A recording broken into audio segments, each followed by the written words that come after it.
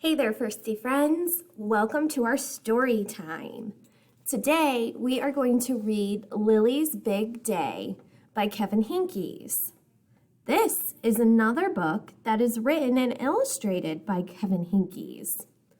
What other books do you remember reading about Lily?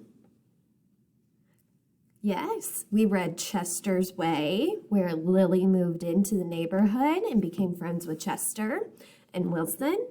And then we read Julius, the Baby of the World, and Lily is Julius's big sister. Well, in this story, Lily has a couple problems. And I want you to listen while I read so you can find out what they are and how they get solved. Let's also look for details in the words and illustrations that show you this book is by Kevin Henkes. One day, Lily's teacher, Mr. Slinger, announced to the class that he was going to marry Miss Shotwell, the school nurse. Lily's heart leaped. She had always wanted to be a flower girl. "It will be the biggest day of my life," said Mr. Slinger. "Mine too," whispered Lily. At home in her room, Lily practiced being a flower girl. First, she changed into something more appropriate. Then she held her head high and smiled brightly, and raised her eyebrows, and turned her head from side to side, and carried her hands proudly in front of her, and hummed, "Here Comes the Bride," and walked the length of the room very, very slowly. Back and forth, back and forth, back and forth. "It will be the biggest day of my life," said Lily.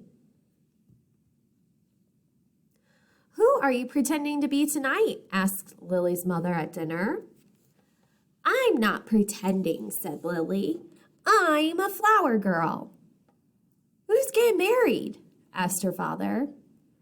"Mr. Slinger," said Lily. "Really?" said her mother. "Really?" said her father. "Really?" said Lily. "He's going to marry Miss Shotwell. He told us today, and I'm going to be the flower girl." "You are?" said her father. "Did Mr. Slinger ask you?" said her mother. "Not yet," said Lily. At bedtime, Lily's mother said, "Lily, there are so many students in your class. Mr. Slinger couldn't possibly pick just one to be a flower girl." Her father said, "It wouldn't be fair." "He probably has a niece," said her mother. "Maybe Aunt Mona will get married someday," said her father. "Do you understand what we're trying to say?" asked her mother. Lily nodded. "Are you sure?" asked her father. Lily nodded again. After her parents left the room, Lily said, "I understand that I'm going to be a flower girl." First grade readers, what are you thinking? It doesn't sound like Lily understands what her parents are trying to tell her. What do you think they are trying to tell Lily? Yeah, they're trying to tell Lily that she probably won't be the flower girl.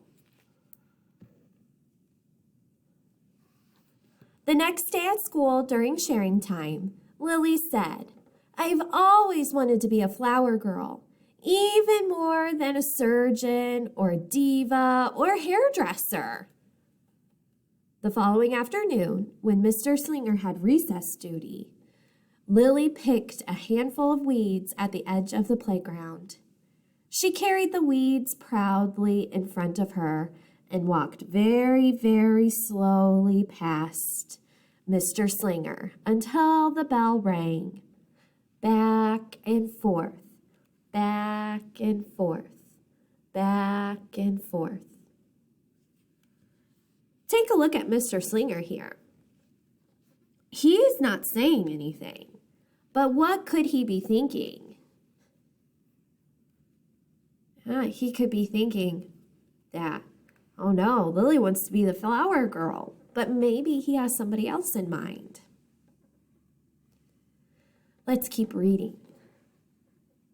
And the morning after that, Lily went to the light bulb lab in the back of the classroom. She drew a self-portrait.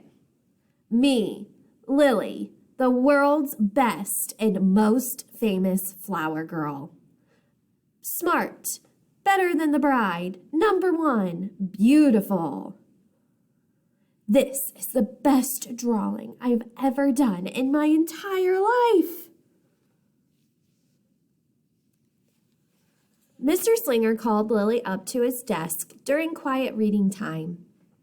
Lily, he said, I can tell that you want to be a flower girl, but unfortunately my niece, Ginger, is going to be the flower girl at my wedding. But, said Mr. Slinger, I also want you to know that everyone in the class will be invited to the wedding. We can all dance together at the reception. It will be fun. Lily's stomach hurt. This seems really important to you, said Mr. Slinger. Lily's cheeks turned pink. You know, said Mr. Slinger, I was just thinking that you might like to be Ginger's assistant. You can stand with her and keep her company until she has to walk down the aisle. You can make sure her dress isn't crooked and that she holds the flowers properly. Lily considered this. You could remind her to walk slowly, said Mr. Slinger. Lily considered some more. You could wear a corsage, said Mr. Slinger. Oh, all right, said Lily, if you really need me so much. How does Lily feel about Mr. Slinger making her Ginger's assistant? It's not her first choice, but it seems like she's coming around to the idea. That way she can still be a part of Mr. Slinger's wedding.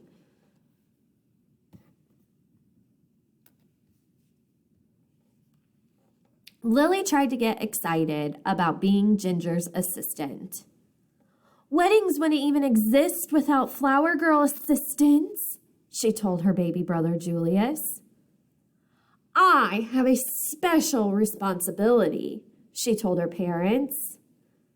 When Grammy took her shopping for a new dress for the wedding, Lily told the clerk, a flower girl assistant is very important.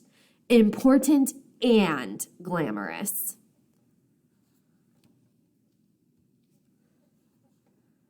But when it really sank in that she would not be walking down the aisle carrying a bouquet with everyone watching, Lily pretended that her teddy bear was Mr. Slinger. She made him sit in the uncooperative chair. You can just stay there forever. As the wedding drew near, Mr. Slinger counted down the days on the chalkboard. One day closer to the biggest day of my life, he would say. One day closer to the biggest day of Ginger's life, Lily would whisper.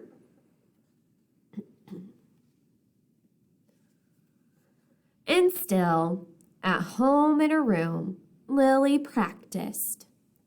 She held her head high and smiled brightly and raised her eyebrows and turned her head from side to side and carried her hands proudly in front of her and hummed, Here Comes the Bride, and walked the length of her room very, very slowly, back and forth, back and forth.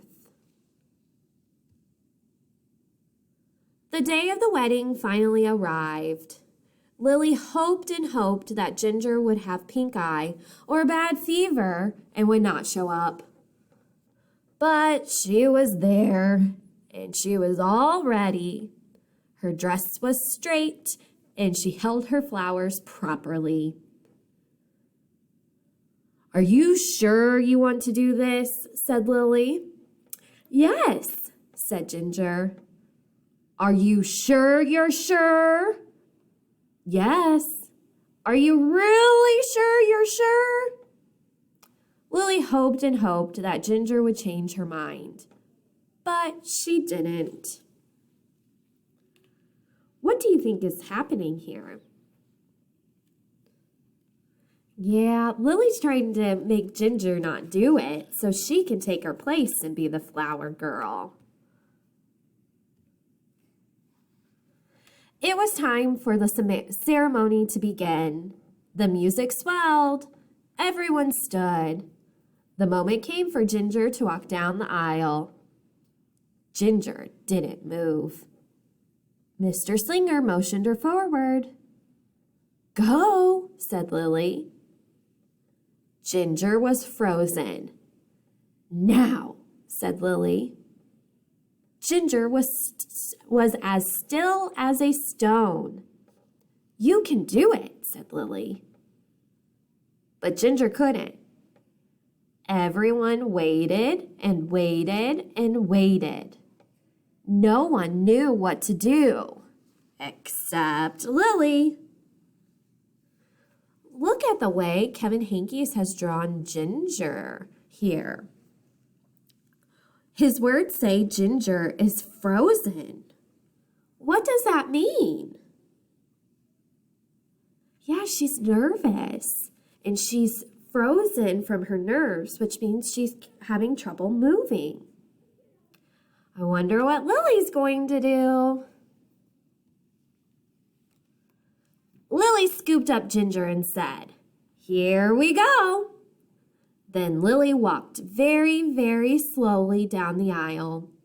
She held her head high. She smiled brightly. She raised her eyebrows. She turned her head from side to side and carried Ginger proudly in front of her.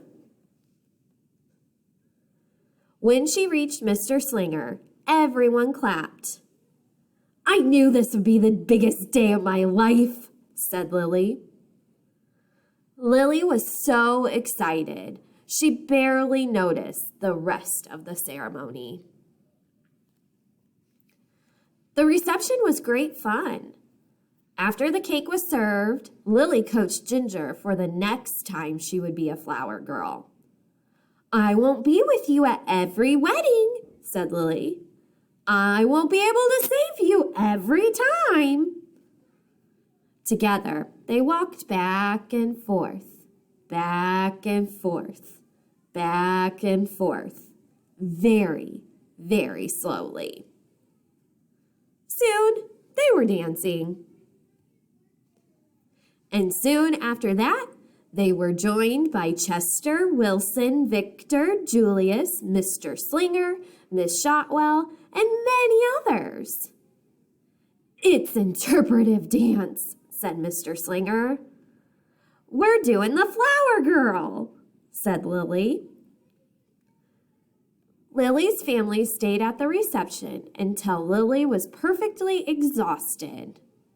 "But there's something I have to do before we go," said Lily. She needed to find Ginger one last time. And when she did, she said, "Ginger, when I get married, you can be my flower girl."